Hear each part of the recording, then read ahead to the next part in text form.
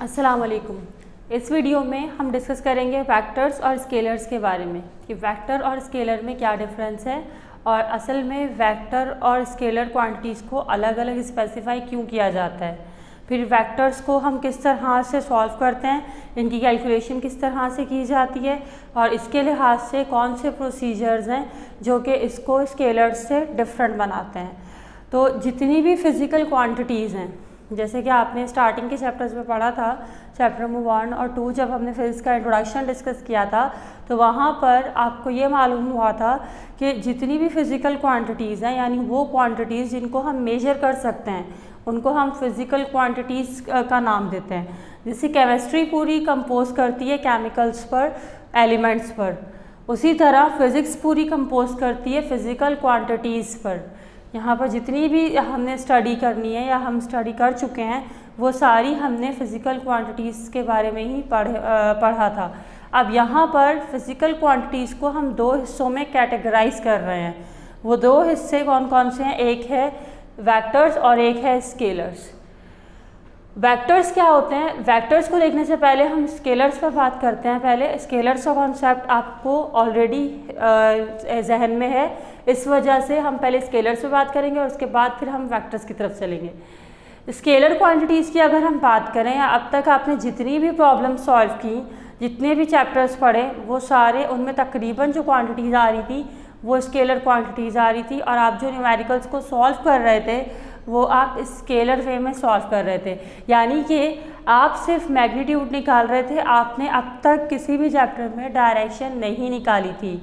लेकिन इस चैप्टर में आप ये सीखेंगे कि अगर वेक्टर क्वांटिटीज़ दी जाएं, यानी कि उनकी डायरेक्शन भी दे दी जाए या डायरेक्शन मालूम करने के लिए कहा जाए, तो वो हम किस तरीके से उसको फिर सॉल्व करेंगे। तो सबसे पहली चीज़ यहाँ पे स्केलर्स हैं। स्केलर्स वो क्वांटिटीज़ होती हैं, वो फिज़िकल क्वांटिटीज़ होती हैं जिनको सिर्फ और सिर्फ दो चीज़ें चाहिए होती हैं, एक मैग्नीट्यूड और दूसरा यूनिट। कोई भी फिज़िकल क्वांटिटी होती है तो उस फिज़िकल क्वांटिटी को वैसे अगर हम नॉर्मली देखें तो नॉर्मली उसको मैग्नीट्यूड चाहिए होता है। मैग्नीट्यूड मीन्स कोई भी वैल्यू, ठीक है। इसी तरह उसको यूनिट चाहिए होता है या तो उसको डायरेक्शन चाहिए होती है। मैग्नीट्यूड, यूनिट और डायरेक्शन। मैग्नीट्यूड और यूनिट जो हैं ये तकरीबन हर क्वांटिटी के होंगे। कोई भी फिज़िकल क्वांटिटी होगी तो उसके लिए मैग्नीट्यूड भी लाजमी है और यूनिट भी लाजमी है। जैसे कि अगर हम बात करें यहाँ पर टेम्परेचर की, तो टेम्परेचर एक ऐसी फ़िज़िकल क्वांटिटी है जिसको आप मैग्नीट्यूड से स्पेसिफाई करते हैं। यानी कि जैसे कि अगर मैं बात करूँ कि आज 40 डिग्री सेंटीग्रेड है, तो आप फ़ौरन आपके जहन पे क्लिक हो गया कि आज टेम्परेचर बहुत हाई है। क्यों? क्योंकि उसका मैग्नीट्यूड हाई आपको फील हुआ। लेकिन अगर मैं कहती हूँ आज टेम्परेचर 20 डिग्री सेंटीग्रेड है, तो आपको फील हुआ कि टेम्परेचर कम है। तो यहाँ पर मैग्नीट्यूड के कम और ज़्यादा होने से आपको पता लगता है कि वो जो फिज़िकल क्वांटिटी है वो कितना इंटेंसिक है, वो हाई है या वो लो है। इसी तरह यूनिट हमें आइडेंटिफिकेशन करवाता है। हर जगह हम सिंपल यूज़ नहीं करते। अब तक आपने जितनी भी प्रॉब्लम सॉल्व की, उन प्रॉब्लम्स में आपने देखा होगा अक्सर जगहों पर क्वांटिटी का नाम नहीं दिया जाता, फिज़िकल क्वांटिटी का नाम नहीं दिया जाता, बल्कि इस तरह करके वो लिखी हुई होती है कि 5 डिग्री सेंटीग्रेड और we can say that 15 newton और 10 किलोमीटर। तो इस तरह करके ये इस तरह वैल्यूज़ दे दी जाती है। जैसे कि अगर एक मिसाल लें, हमने जब काइनेमैटिक्स पढ़ा था, तो काइनेमैटिक्स में हमने जब प्रॉब्लम सॉल्व की थी तो वहाँ पर लिखा था a car starts from rest and attains 50 kilometre per hour. तो इस तरह करके लिखा हुआ है, या अगर ये लिखा हुआ है अ बॉडी कवर्स 5 किलोमीटर, तो यहाँ पर ये नहीं लिखा कि ये जो 5 किलोमीटर है ये कौन सी फिज़िकल क्वांटिटी है। या अगर 15 न्यूटन दिया हुआ है तो ये कौन सी फिजिकल क्वांटिटी है। तो अक्सर फिजिकल क्वांटिटीज़ के नाम मेंशन नहीं होते बल्कि उनके साथ उनका यूनिट मेंशन होता है। तो हम यूनिट से रिकॉग्नाइज करते हैं प्रॉब्लम सॉल्व करते हुए कि यूनिट जिस क्वांटिटी का है, जिस फिजिकल क्वांटिटी का है, इसका मतलब ये वो क्वांटिटी है। तो यूनिट मेंशन होना ज़रूरी है, चाहे कोई भी फिजिकल क्वांटिटी हो उसके लिए मैग्नीट्यूड भी होना ज़रूरी है और यूनिट भी होना ज़रूरी है। इसी तरह अगर 10 किलोमीटर लिखा हुआ है तो 10 किलोमीटर फ़ौरन आपको क्लिक हो जाता है कि अगर इसके साथ डायरेक्शन नहीं है तो ये डिस्टेंस है, अगर डायरेक्शन दी हुई है तो फिर ये डिस्प्लेसमेंट है। इसी तरह न्यूटन, आप अच्छे से जानते हैं कि Newton is the unit of force. इससे जो प्रीवियस चैप्टर हमने स्टडी किया था फोर्स एंड मोशन, वहाँ पर हमने स्टडी किया था कि फोर्स का एसआई यूनिट न्यूटन होता है। तो न्यूटन जहाँ पर भी मौजूद होगा इसका मतलब वो फिजिकल क्वांटिटी फोर्स है। इसी तरह अगर डिग्री सेंटीग्रेड दिया जाता है, डिग्री सेंटीग्रेड अगर दिया जाता है तो फ़ौरन से हमें पता लग जाता है कि ये टेम्परेचर की बात हो रही है। तो यूनिट से हम फिजिकल क्वांटिटीज़ को रिकॉग्नाइज करते हैं। तो ये दो चीज़ें तो कंपल्सरी हैं, एक मैग्नीट्यूड होगा, एक यूनिट होगा। आप ऐसे नहीं कह सकते कि body is moving with kilometre, magnitude तो दिया ही नहीं है यहाँ पर, हमें यही नहीं मालूम कि जो बॉडी ट्रैवल कर रही है वो किस मैग्नीट्यूड से कर रही है। तो विदाउट मैग्नीट्यूड भी हम स्पेसिफाई नहीं कर सकते, विदाउट यूनिट भी हम स्पेसिफाई नहीं कर सकते। जैसे कि अगर लिखा हुआ हो a car is moving with 5, तो 5 क्या डिस्टेंस है, डिस्प्लेसमेंट है, वेलोसिटी है, एक्सेलरेशन है, हमें नहीं मालूम। तो इसीलिए यूनिट और मैग्नीट्यूड ज़रूरी है। तीसरी चीज़ फिर आती है डायरेक्शन। ये दोनों चीज़ें स्पेसिफाई होंगी, उसके बाद एक तीसरी चीज़ आ जाती है जो कि कैटेगराइज कर देती है फिजिकल क्वांटिटीज़ को। कुछ फिजिकल क्वांटिटीज़ को सिर्फ मैग्नीट्यूड और यूनिट की ज़रूरत पड़ती है और कुछ फिजिकल क्वांटिटीज़ को डायरेक्शन भी रिक्वायर्ड होती है। यानी कि डायरेक्शन भी वो उनको डायरेक्शन हम अगर उन फिजिकल क्वांटिटीज़ के लिहाज से अगर हम प्रॉब्लम सॉल्व करते हुए डायरेक्शन बताएंगे तभी हम प्रॉब्लम को सॉल्व कर सकते हैं। विदाउट डायरेक्शन हम नहीं स्पेसिफाई कर सकते कि ये फिजिकल क्वांटिटी कौन सी डायरेक्शन में या किस तरह से वर्कआउट करेगी। यहाँ पर एक कन्फ्यूजन होता है जिसकी वजह से डायरेक्शन का होना ज़रूरी है। तो यहाँ पर कुछ क्वांटिटीज़ को डायरेक्शन भी रिक्वायर्ड है। तो जिनको मैग्नीट्यूड और यूनिट रिक्वायर्ड होगा सिर्फ स्पेसिफिकेशन के लिए तो वो कहलाती हैं स्केलर्स, और जिनको ये तीनों चाहिए होंगी वो कहलाते हैं वेक्टर्स। तो ये फिजिकल क्वांटिटीज़ को दो हिस्सों में हमने डिवाइड किया, एक स्केलर्स वो होंगे जिनको मैग्नीट्यूड और यूनिट चाहिए होगा, ये एक अलग क्लासिफिकेशन हो गई इसकी, और दूसरा क्या हुआ जिसको मैग्नीट्यूड, यूनिट, डायरेक्शन तीनों चीज़ें चाहिए होंगी। अगर ये तीन चीज़ें ना हो तो हम नहीं बता सकते कि ऑब्जेक्ट को या किसी भी बॉडी को किस तरफ मूव करना है या कितने मैग्नीट्यूड से मूव करना है, तो वो कहलाते हैं वेक्टर्स। अब जैसे 15 न्यूटन, अब अगर मैं फोर्स की बात करूं, मैंने कहा 15 न्यूटन की फोर्स अप्लाई कीजिए, तो 15 न्यूटन की फोर्स आप किस डायरेक्शन में अप्लाई करेंगे? फोर्स नीड्स डायरेक्शन, फोर्स को डायरेक्शन की ज़रूरत होती है, स्पेसिफिक डायरेक्शन की ज़रूरत होती है। जैसे कि अगर मैं वेट की बात करूं, आपने प्रीवियस चैप्टर में वेट को स्टडी किया था, तो अगर मैं वेट की बात करूं तो वेट किस तरफ एक्ट करेगा? वेट की सबसे पहली बात क्या आप ये देखेंगे, बाय डेफिनेशन क्या था, ये वो फोर्स है जो कौन अप्लाई करती है? अर्थ अप्लाई करती है। अर्थ अप्लाई करती है अपने सेंटर की तरफ, तो अर्थ डाउनवर्ड अप्लाई करेगी, अर्थ अपवर्ड तो अप्लाई नहीं करेगी। तो अर्थ डाउनवर्ड यानी ज़मीन अपनी तरफ लगा रही है, तो इसका मतलब हमें ये मालूम होता है कि जो वेट है, अगर ये 15 न्यूटन वेट है तो ये डाउनवर्ड डायरेक्शन में है। तो जब हमें डायरेक्शन मालूम हो जाती है तो यहाँ पे कोई कन्फ्यूजन नहीं रहता। जैसे कि अगर आपको कहा जाए कि आप साइकिल ड्राइव करें, तो आप सबसे पहला जो क्वेश्चन करेंगे वो आप ये करेंगे कि किस डायरेक्शन में, किस तरफ, आपको यही नहीं पता। या अगर मैं आपको ये कहूँ कि ये मार्कर रख दीजिए, लेकिन आपको मैं यही नहीं बता रही कि किस डायरेक्शन में रखना है या किस तरफ रखना है, तो आपको एक कन्फ्यूजन रहेगा। आप वो काम तब तक नहीं कर सकते जब तक आपको डायरेक्शन नहीं मालूम होगी। तो यहाँ पर इसके मैग्नीट्यूड का भी कोई फ़ायदा नहीं है, यूनिट का भी कोई फ़ायदा नहीं, क्योंकि एक चीज़ मिसिंग है। इसी तरह यहाँ पर ये तो बात हुई फोर्स की, इसके अलावा डिस्प्लेसमेंट। अगर मैं, जैसे कि मैंने कहा कि फोर्स, जैसे कि अभी मैंने एग्जांपल दी साइकिल की, कि अगर आपको कहा जा रहा है कि आप साइकिल पर फोर्स लगाएं, तो यानी कि साइकिल को ड्राइव करें, तो आपको यही नहीं पता कि आपने फोर्स किस डायरेक्शन में लगानी है, साइकिल को किस डायरेक्शन में लेके जाना है। फिर दूसरी चीज़, साइकिल जब मूव करेगी तो वो कोई डिस्टेंस या डिस्प्लेसमेंट कवर करेगी। डिस्टेंस और डिस्प्लेसमेंट का फ़र्क आपको अच्छे से वाज़ेह है, आपने पढ़ा हुआ है कि डिस्टेंस क्या है, distance do not need any particular does not need any particular direction but displacement needs. Displacement को प्रॉपर डायरेक्शन चाहिए होती है, लेकिन डिस्टेंस को प्रॉपर डायरेक्शन नहीं चाहिए होती। तो हम ये कह सकते हैं कि डिस्टेंस स्केलर है और डिस्प्लेसमेंट वेक्टर है। अब अगर साइकिल को मूव करवाना है और हमने उसे डायरेक्शन बता दी कि आपने ईस्ट की तरफ मूव करवाना है, तो साइकिलिस्ट के लिए ये चीज़ आसान हो गई, उसको मालूम हो गया कि उसने साइकिल को किस तरफ लेके जाना है। तो ये अगर कवर हो रहा है, तो यहाँ पे अगर आपने डायरेक्शन भी बता दी, मैंने कहा कि साइकिल को मूव करवाएं आप 20 किलोमीटर इन ईस्ट, तो ईस्ट में 20 किलोमीटर आप मूव करवा रहे हैं, तो इसका मतलब क्या है कि आप 20 किलोमीटर का फासला कवर करेंगे, लेकिन उस वक्त जो डायमेंशन होगी या जो डायरेक्शन होगी वो कौन सी होगी, वो ईस्ट होगी। लेकिन अगर ये डायरेक्शन हटा दिया जाए तो there is confusion that in which direction you have to travel. तो इस वजह से यहाँ पर वो क्वांटिटीज़ जिनको डायरेक्शन की भी ज़रूरत होती है वो कहलाती हैं वेक्टर्स, और जिनको डायरेक्शन की ज़रूरत नहीं होती, जैसे कि अगर आप मास की बात करें, मैं कहती हूँ कि ये जो मार्कर है इसका मास लेट सपोज 10 ग्राम है, तो 10 ग्राम इसका मास है। तो अगर मैंने आपको ये बताया कि इस मार्कर का मास 10 ग्राम है, तो आप मुझसे ये नहीं पूछेंगे कि कौन सी डायरेक्शन में।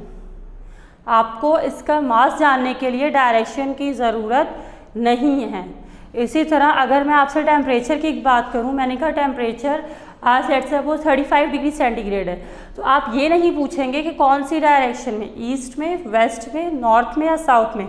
इसी तरह एनर्जी की मैं बात करूं, मैंने कहा कि whenever you intake your food you gain some energy.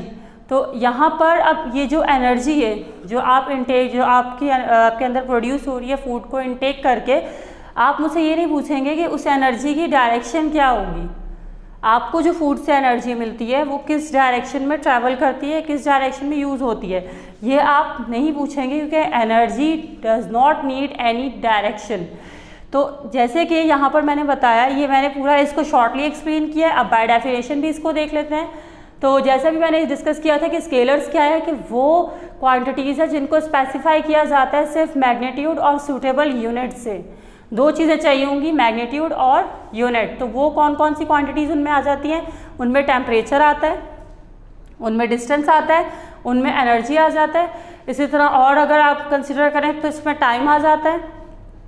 Time अगर आप किसी से पूछते हैं तो आपको जवाब मिलता है कि 11 बज रहे हैं या 12 बज रहे हैं या 1 घंटा गुजर गया या 10 मिनट गुजर गए। तो यहाँ पर आपको डायरेक्शन नहीं चाहिए। आप उससे ये नहीं पूछेंगे कि किस डायरेक्शन में टाइम गुजर गया, ईस्ट में, साउथ में, नॉर्थ में या डाउनवर्ड या अपवर्ड। तो टाइम को भी कोई डायरेक्शन नहीं चाहिए होती, तो वो भी क्या होती हैं, वो भी स्केलर्स होती हैं। इसके अलावा बाकी वेक्टर्स क्या होंगे, वेक्टर्स यहाँ पे जैसे लिखा हुआ है, the physical quantities which are specified by their magnitude, unit and direction. तो मैग्नीट्यूड भी चाहिए होगा और डायरेक्शन भी चाहिए होगा। अब इसके बाद एग्जाम्पल यहाँ पे जैसे लिखे हैं वेलोसिटी, वेलोसिटी वेक्टर है। अगर हम स्पीड की बात करें, स्पीड स्केलर है। स्पीड के अपोजिट क्या आती है, वेलोसिटी, वेलोसिटी वेक्टर है। इसी तरह एक्सेलरेशन की बात करें, एक्सेलरेशन वेक्टर है।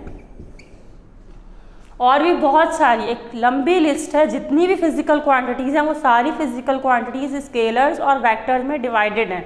तो यहाँ पर कुछ फिजिकल क्वांटिटीज़ की एग्जांपल दी जा रही है जो मोस्ट कॉमन यूज़ होती हैं। तो वेलोसिटी हो गया, डिस्प्लेसमेंट हो गया, फोर्स, एक्सेलरेशन, इसके अलावा टॉर्क, मोमेंटम, ये सारी क्या है, ये वेक्टर क्वांटिटीज़ हैं।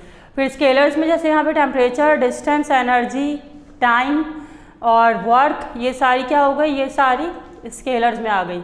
अब यहाँ तक ये हमने इसका इंट्रोडक्शन डिस्कस किया। अब इसकी रिप्रेजेंटेशन देखते हैं। यहाँ पर इसकी रिप्रेजेंटेशन मौजूद है। वेक्टर्स को कैसे रिप्रेजेंट किया जाता है। अब सवाल यहाँ पर यह आता है कि ये तो हमने ये डिस्कस किया कि सारी फिजिकल क्वांटिटीज़ को स्केलर्स और वेक्टर में डिवाइड कर दिया है।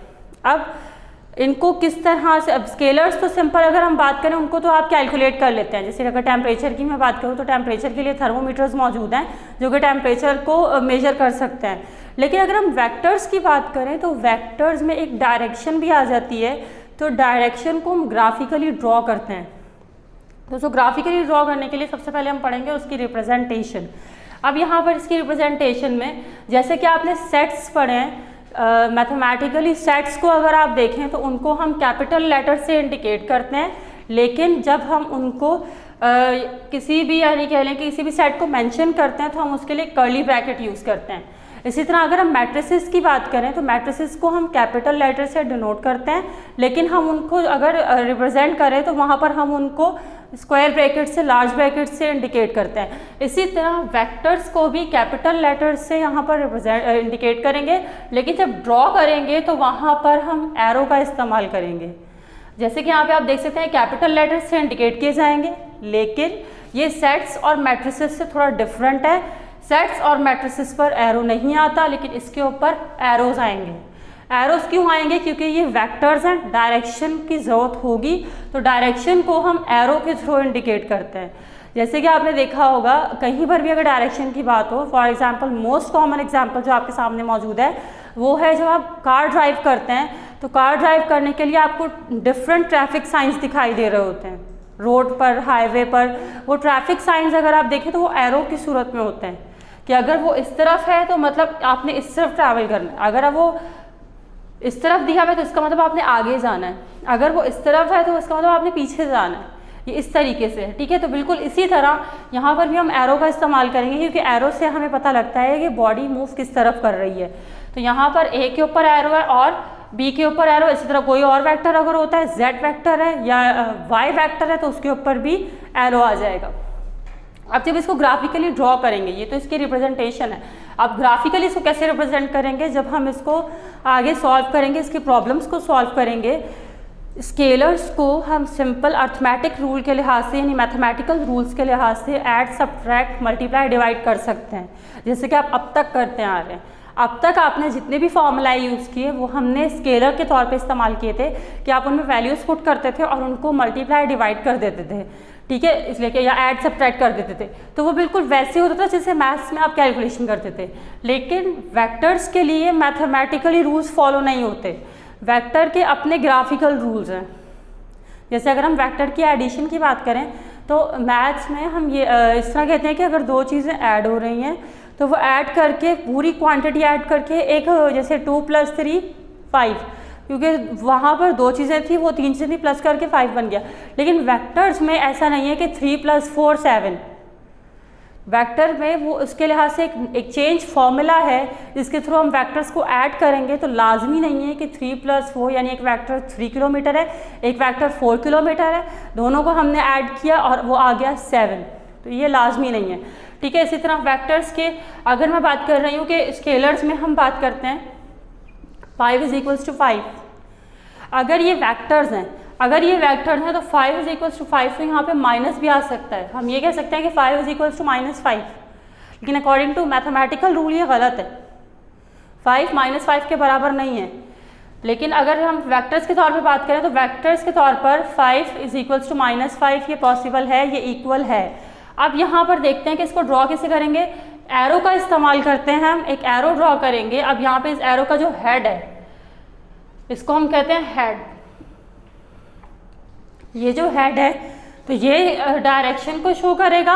अगर ये नीचे पॉइंट आउट कर रहा है इसका मतलब डायरेक्शन डाउनवर्ड है, अगर ये ऊपर पॉइंट आउट कर रहा है इसका मतलब डायरेक्शन अपवर्ड है, अगर ये राइट की तरफ पॉइंट आउट कर रहा है मतलब डायरेक्शन राइटवर्ड है, और उसी तरह अगर ये लेफ्ट की तरफ करेगा तो इसका मतलब लेफ्ट डायरेक्शन है। अब यहाँ पर ये जो टेल मौजूद है, ये जो ये पूरी लाइन है, इस एरो को अगर मैं, इस कैप को अगर मैं निकाल दूँ तो यहाँ पर ये जो लाइन बचती है ये लाइन इसकी टेल कहलाती है और ये इंडिकेट करती है मैग्नीट्यूड कि वेक्टर लेंथ में कितना बड़ा है या उसकी वैल्यू कितनी हाई है। ये अगर ये लाइन छोटी होगी तो इसका मतलब वेक्टर छोटा है, ये लाइन अगर बड़ी होगी तो इसका मतलब वेक्टर बड़ा है। लेकिन ये जो कैप है ये इंडिपेंडेंट है, इसके बड़ा होने से छोटा होने से कोई फर्क नहीं पड़ता, क्योंकि ये सिर्फ और सिर्फ डायरेक्शन को शो करता है। अब यहाँ पर जैसे कि एग्जाम्पल दी हुई है, तो एग्जाम्पल से भी आप देख सकते हैं, एक वेक्टर दिया हुआ है 5 किलोमीटर, तो यहाँ पर, और वो नॉर्थ में है, यानी उसकी डायरेक्शन नॉर्थ है। तो आप यहाँ पर देख सकते हैं, उसको हमने ड्रॉ किया नॉर्थ की तरफ, हम इस तरफ नॉर्थ कंसीडर कर रहे हैं, तो यहाँ पर मैंने नॉर्थ की तरफ इसको ड्रॉ किया।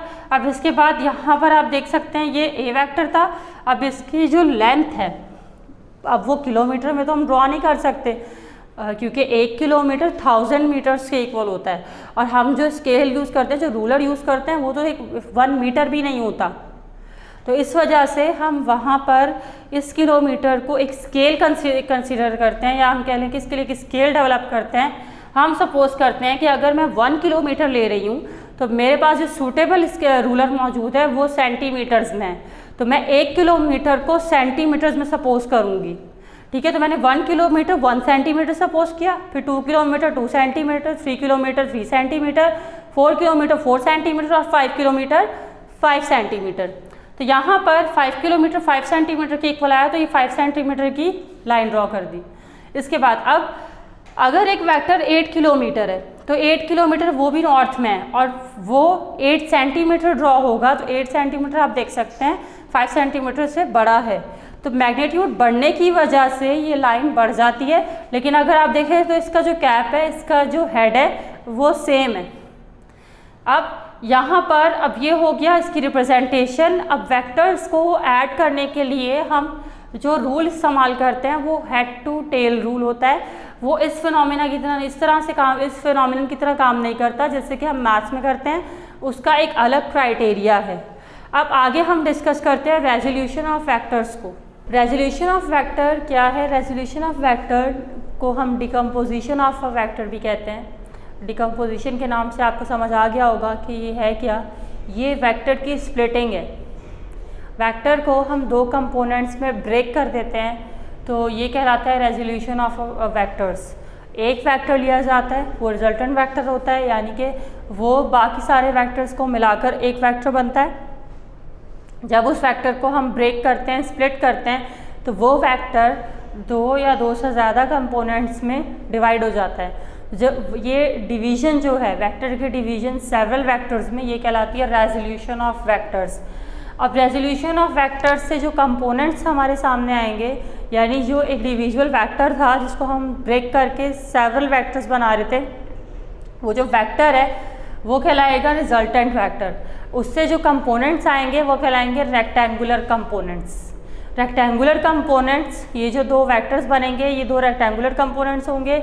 इनको हम fx और fy से शो करते हैं। ठीक है, fx और fy, ये fx और fy ये इससे शो किए जाते हैं। एक वेक्टर होता है x एक्सिस पे, एक होता है y एक्सिस पे। ये दोनों वेक्टर इस तरह होते हैं, यानी ये परपेंडिकुलर होते हैं। x वाला वेक्टर fx वाला ये x एक्सिस पे होता है इस पर, और ये जो वेक्टर है fy ये होता है y एक्सिस पर। तो fx और fy ये 2 वेक्टर्स हैं, और ये यहाँ पर जो एंगल बन रहा है, अगर आप इसको नोट करें तो ये होता है 90 डिग्री का एंगल।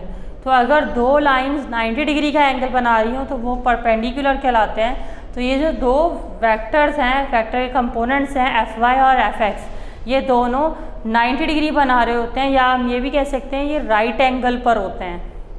तो 90 डिग्री का एंगल क्योंकि राइट एंगल कहलाता है, तो हम ये कह सकते हैं कि राइट एंगल पर होते हैं, और ये परपेंडिकुलर होते हैं एक दूसरे के। इसके बाद अब यहाँ पे डेफिनेशन से देख लेते हैं। Vectors can be resolve into 2 components. ये 2 कंपोनेंट्स कौन कौन से होंगे? fx और fy at right angle to each other. तो राइट एंगल बन रहा होगा, 90 डिग्री का एंगल बन रहा होगा। Such components are called rectangular components. इन कंपोनेंट्स को हम क्या कहते हैं? रेक्टेंगुलर कंपोनेंट्स कहते हैं। अब इसके बाद यहाँ पर रेक्टेंगुलर कंपोनेंट्स जो होंगे fx और fy, उनका फॉर्मूला निकाला जाएगा कि अगर हम उनको फाइंड करना चाहें with the help of formulae, तो हम उनको किस तरीके से फाइंड करेंगे। तो उसको फाइंड करने के लिए यहाँ पर हम एक डेरिवेशन कर रहे हैं। तो यहाँ पर आप देख सकते हैं, सबसे पहले ये जो यहाँ पे कंसिडरेशन दी जा रही है, तो यहाँ पे रेजोल्यूशन करवाई जाएगी 2 रेक्टेंगुलर कंपोनेंट्स की। तो आप देख सकते हैं यहाँ पर ये डायग्राम दी हुई है। सबसे पहले डायग्राम में अगर आप देखें तो यहाँ पर हमारे पास दो एक्सिस हैं, एक एक्स एक्सिस है और एक वाई एक्सिस है। एक्स और वाई एक्सिस के दरमियान में एक वेक्टर ड्रॉ किया जा रहा है, यानी एक वेक्टर है जो कि मिड में ट्रैवल कर रहा है इस डायरेक्शन में, यानी कि वो कुछ उसका हिस्सा एक्स पर है और कुछ उसका हिस्सा वाई पर है। अब ये जो वेक्टर है इसको हमने एफ से इंडिकेट किया है, तो ये एफ से यहाँ पे कैपिटल एफ से इंडिकेट किया जा रहा है। ये एक्स एक्सिस के साथ एंगल बना रहा है थीटा, और इसकी प्रोजेक्शन जो है वो इसकी प्रोजेक्शन एक्स एक्सिस पर भी है और इसकी प्रोजेक्शन वाई एक्सिस पे है, क्योंकि यहाँ पर ये डिस्टेंस भी कवर कर रहा है और ये हाइट भी कवर कर रहा है। ये आगे की तरफ भी जा रहा है, ये आगे मूव भी कर रहा है और ये अपवर्ड भी मूव कर रहा है। तो ये जो आगे मूव कर रहा है वो इसकी प्रोजेक्शन कहाँ पर पड़ रही है, ये जो आगे मूवमेंट हो रही है इसकी प्रोजेक्शन एफ एक्स कहला रही है, और ये जो अपवर्ड मूवमेंट हो रही है ये हाइट कवर कर रहा है। यहाँ पर था और उसके बाद ये अपवर्ड चला गया, तो ये जो हाइट कवरिंग हो रही है ये एफ वाई है। तो एफ एक्स और एफ वाई ये दो हमारे पास एक तरह से इसके कंपोनेंट्स हैं इस एफ वेक्टर के, क्योंकि इसकी प्रोजेक्शन दोनों साइड्स पर है, एक्स एक्सिस पर भी है और वाई एक्सिस पर भी है। अब ये अगर आप देखें ये एफ एक्स और एफ वाई, जैसे कि मैंने कहा ये रेक्टेंगुलर कंपोनेंट्स हैं, तो आप देख सकते हैं इधर अगर इनका एंगल आप चेक करें यहाँ पर एक्स और वाई पर मौजूद थे। अब अगर आप इनका एंगल चेक करें तो ये कंप्लीट 90 डिग्री का एंगल है, ये राइट एंगल है। अगर हम यहाँ पर इसको ड्रॉ करके इधर चेक करें, ये देखें तो ये 90 डिग्री का एंगल बन रहा है, इसका मतलब ये रेक्टेंगुलर कंपोनेंट्स हैं एफ एक्स और एफ वाई। अब इसके बाद एफ हमारा रिजल्टेंट वेक्टर है। अब यहाँ पर हमने क्या करना है, हमने एफ वेक्टर की मदद से एफ एक्स और एफ वाई का फॉर्मूला फाइंड करना है। तो इसको फाइंड करने के लिए यहाँ पर हम दो परपेंडिकुलर्स ड्रॉ कर रहे हैं। एक परपेंडिकुलर यहाँ पर ए सी कहला रहा है, ये जो ए सी है ये इस एक्स एक्सिस के परपेंडिकुलर है, और एक कंपोनेंट हमारा बी सी है। ये बी सी जो है ये पैरेलल है एक्स एक्सिस के और ये परपेंडिकुलर है वाई एक्सिस के। तो दो कंपोनेंट्स हमने ड्रॉ किए, एक हमने हॉरिजॉन्टली ड्रॉ किया और एक हमने वर्टिकली ड्रॉ किया। इसके बाद अब इसकी कंसिडरेशन भी अब यहाँ पर देख लेते हैं। वैसे तो मैंने फिगर में डिस्कस कर ली, लेकिन एक दफ़ा इसको भी पढ़ लेते हैं ताकि कोई कन्फ्यूजन ना रहे। अब यहाँ पर लिखा है कंसीडर अ वेक्टर एफ। जब मैंने वेक्टर का वर्ड यूज़ किया है तो यहाँ पर एफ के ऊपर एरो नहीं आएगा, क्योंकि अगर इसके ऊपर एरो आएगा, ये इस तरह लिखा हुआ है तो ये वेक्टर एफ पढ़ा जाता है अगर ऊपर एरो है। लेकिन अगर मैंने पहले ही वर्डिंग में वेक्टर लिख दिया तो इसके ऊपर एफ के ऊपर एरो नहीं आएगा, क्योंकि देखिए अगर आप इसको पढ़ेंगे, अगर मैं यहाँ पर एरो डालूँ तो ये क्या पढ़ा जाएगा, ये पढ़ा जाएगा कंसीडर अ वेक्टर एफ। तो ये डबल वेक्टर्स हो गया, तो इस वजह से इसके ऊपर एरो नहीं आता। अब यहाँ पर consider a vector F making an angle theta with X axis, angle बना रहा है। To resolve this factor two perpendiculars A C and B C are drawn respectively. अब इनको रिजॉल्व करने के लिए हम यहाँ पे क्या करेंगे, हम यहाँ पर दो परपेंडिकुलर ड्रॉ कर रहे हैं, एक ए सी है और एक बी सी है। इसके बाद यहाँ पर अब डेरिवेशन स्टार्ट करेंगे। तो डेरिवेशन में आप देख सकते हैं सबसे पहले हम क्या करेंगे, एक्स कंपोनेंट फाइंड करेंगे यानी एफ एक्स फाइंड करेंगे, और इसके बाद हम वाई कंपोनेंट फाइंड करेंगे यानी एफ वाई फाइंड करेंगे। अब एक्स कंपोनेंट फाइंड करने के लिए हम कॉस थीटा का रेशियो यूज़ करेंगे, क्योंकि एक्स पर कॉस लिया जाता है और वाई एक्सिस पर साइन लिया जाता है। एक्स कॉस थीटा को हम हॉरिजॉन्टल कंसीडर करते हैं और साइन थीटा को हम वर्टिकल कंसीडर करते हैं इन केस ऑफ ट्रिग्नोमेट्री।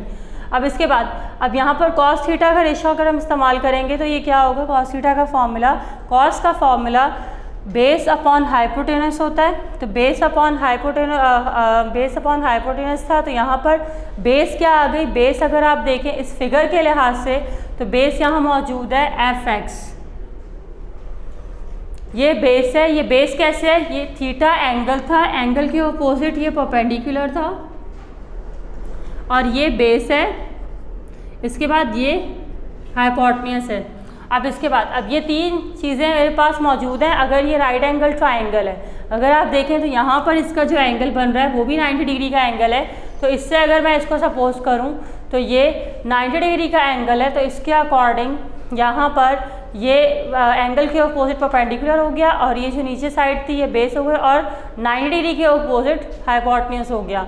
अब यहाँ पर बेस किसके इक्वल है, एफ एक्स के इक्वल है, तो यहाँ पर एफ एक्स आ गया। इसके बाद ये जिसका कंपोनेंट है एफ एक्स है और हाइपोटेन्यूज किसके इक्वल है, हाइपोटेन्यूज एफ के इक्वल है, तो ये एफ इधर आ गया। ठीक है, यहाँ पर एरो क्यों नहीं डाल रहे, क्योंकि ये कंपोनेंट्स को इंडिकेट कर रहा है, ये वेक्टर्स को इंडिकेट नहीं कर रहा है यहाँ पर। इसके बाद अब ये एफ यहाँ पर डिवाइड में है तो ऊपर जाके कॉस थीटा से मल्टीप्लाई होगा तो एफ कॉस थीटा हो जाएगा is equals to F X. फिर एफ एक्स को पहले लिखा और एफ कॉस थीटा को बाद में लिखा तो F X is equals to F cos theta. ये हमारे पास फॉर्मूला आ गया एक्स कंपोनेंट के लिए। अब हम y कंपोनेंट की बात करेंगे तो y कंपोनेंट फाइंड करने के लिए हम साइन थीटा का रेशियो यूज़ करेंगे। साइन थीटा किसके इक्वल होता है, परपेंडिकुलर अपॉन हाइपोटेन्यूज। तो यहाँ पर परपेंडिकुलर क्या था, परपेंडिकुलर अगर हम देखें तो y के, मैंने कहा था y का जो कंपोनेंट है वो एफ वाई है और ये हमने परपेंडिकुलर ड्रॉ किया था। तो ये एफ वाई जितनी इसकी लेंथ है उतनी ही लेंथ यहाँ पर इसकी है, इस ए सी की है। तो इस वजह से हमने इस एफ वाई को इस ए सी के बराबर ले लिया, तो ये एफ वाई मैंने यहाँ पर लिख दिया। तो अब अगर आप देखें तो थीटा के अपोजिट परपेंडिकुलर था, तो इसके अपोजिट परपेंडिकुलर था तो यहाँ पर ये एफ वाई था तो हमने यहाँ पर एफ वाई लिया। इसके बाद हाइपोटेन्यूज अगर आप देखें तो हाइपोटेन्यूज यहाँ पे क्या है, एफ है, तो वहाँ पर हाइपोटेन्यूज लिख दिया। इसके बाद ये एफ यहाँ पर डिवाइड में है तो ऊपर जाके मल्टीप्लाई होगा तो ये एफ साइन थीटा हो गया और is equals to F Y आ गया। अब एफ वाई को पहले लिख लिया और एफ साइन थीटा को बाद में लिख दिया। तो यहाँ पर वाई कंपोनेंट का जो फॉर्मूला आ रहा है वो आ गया F Y is equals to F sine theta. तो ये हमने दो रेक्टेंगुलर कंपोनेंट्स के फॉर्मूलाए एक तरह से ड्राइव कर लिए।